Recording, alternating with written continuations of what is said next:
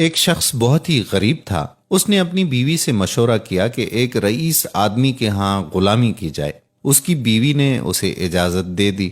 اس کی بیوی نے ابھی پہلا بیٹا ہی نہیں پیدا کیا تھا کہ اپنی بیوی کو بھری جوانی میں چھوڑ کر غلامی میں چلا گیا تاکہ آنے والے بچے کا بہتر مستقبل بن جائے۔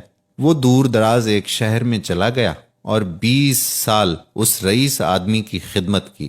20 سال بعد رئیس آدمی سے اجازت لی کہ وہ اب گھر جانا چاہتا ہے۔ رئیس آدمی سخی بھی تھا۔ اس نے بہت ساری بکریاں، گائے، بھینس اور اونٹ دیے اور امیر اور مالا مال بنا کر واپس بھیجا۔ وہ واپس آ رہا تھا کہ صحرا سے اس کا گزر ہوا اور راستے میں اسے ایک جھونپڑی ملی۔ اس میں ایک درویش آدمی تھا۔ اس کے پاس رات گزاری۔ غریب شخص نے رات کو درویش آدمی سے گزارش کی کہ وہ اسے نصیحت کرے۔ درویش نے کہا کہ میں نصیحت تو کروں گا، لیکن میں نصیحت کرنے کی قیمت وصول کرتا ہوں۔ اس نے قیمت پوچھی، کہا کہ ہر نصیحت کے بدلے ایک اونٹ۔ اس نے کہا کہ میں مالدار ہوں، نصیحت مل جائے تو اونٹ کی کوئی بات نہیں ہے۔ اس نے قیمت ادا کی۔ بزرگ نے نصیحت کی۔ بزرگ نے کہا کہ جب بھی آسمان پر تارے ایک لائن میں دیکھو تو فوراً کسی پہاڑ پر چلے جانا، کیونکہ سیلاب آئے گا۔ اس شخص نے کہا کہ یہ نصیحت کسی کام کی نہیں،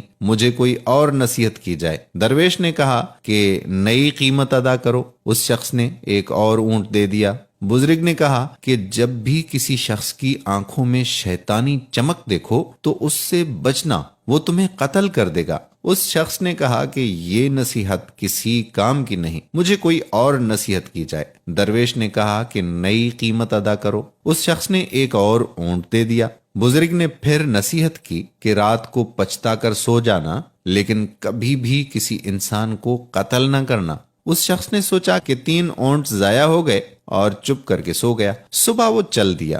سفر لمبا ہونے اور کئی دن کا سفر ہونے کی وجہ سے وہ تینوں نصیحتیں ہی بھول گیا۔ اسی دوران وہ ایک رات ایک گاؤں میں پہنچا۔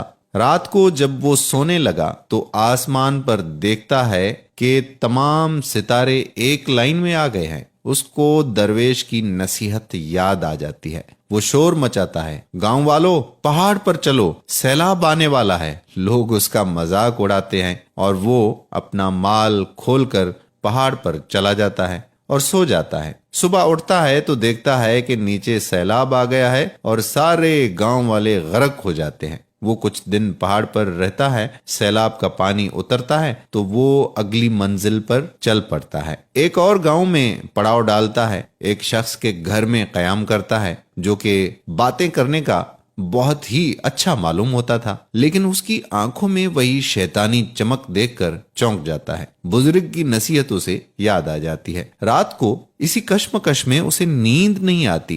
وہ اٹھا اور بستر کو اس انداز سے پھیلا دیا کہ معلوم ہوتا تھا کہ کوئی سویا ہوا ہے۔ وہ آدمی آیا، اس کے ہاتھ میں خنجر دیکھ کر وہ پریشان ہوا۔ وہ آیا اور بستر پر خنجر مارنا شروع کر دیا۔ یہ آیا اور اس کو پیچھے سے پکڑ کر مارنا شروع کر دیا اور اسے باندھ دیا۔ پولیس کو بلایا اور اس کو پولیس کے حوالے کر دیا۔ آخرکار وہ رات کو اپنے گاؤں میں پہنچتا ہے اور اپنے گھر کے پاس پہنچ کر دیکھتا ہے کہ گھر میں اس کی بیوی کسی کڑیل نوجوان کے ساتھ چارپائی پر سوئی پڑی ہے۔ اس شخص کو غصہ آیا اور دل میں خیال آیا کہ میں اس نوجوان کو قتل کر دوں۔ جیسے ہی وہ ارادہ کرتا ہے تو اسے اس درویش کی بات یاد آ جاتی ہے کہ کبھی بھی قتل کر کے نہ سونا، پچھتا کر سو جانا۔ وہ سوچتا ہے کہ پہلی بھی نصیحت کام کر گئی، دوسری نصیحت نے بھی کام کیا، لہٰذا وہ گاؤں سے باہر آ جاتا ہے۔ صبح ہوئی، اس کے دل میں خیال آیا کہ گاؤں والوں سے اپنا حال دریافت کروں۔ جیسے ہی گاؤں میں جاتا ہے، اپنے بارے میں دریافت کرتا ہے تو گاؤں والے اسے بتاتے ہیں کہ وہ شخص بہت ہی غریب تھا اور برسوں پہلے روزی روٹی کے لیے چلا گیا۔ اس نے مزید دریافت کیا کہ جب وہ جانے لگا تو بچہ ہونے والا تھا۔ گاؤں والوں نے بتایا کہ ہاں، اللہ نے اسے ایک بیٹا دیا ہے جو کہ اب کڑیل نوجوان ہو گیا ہے۔ اس کے ذہن میں آیا کہ جو رات کو نوجوان تھا وہ میرا ہی بیٹا تھا جسے قتل کرنے کا خیال اس کے دل میں آیا تھا۔ وہ گھر گیا اور بیوی اور اپنے بیٹے سے جا ملا۔ تو دوستو، سچ کہتے ہیں کہ اگر کوئی بھی بڑا آپ کو نصیحت کرے تو اس کو پلے سے باندھ لینا چاہیے۔ آج کل بزرگ نصیحت کرتے ہیں